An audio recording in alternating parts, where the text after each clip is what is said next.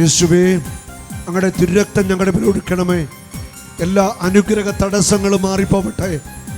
മക്കളുടെ വിദ്യാഭ്യാസ മേഖല തടസ്സങ്ങൾ, ജോലി മേഖല തടസ്സങ്ങൾ മാറിപ്പോവട്ടെ. വിവാഹ തടസ്സങ്ങൾ മാറിപ്പോവട്ടെ.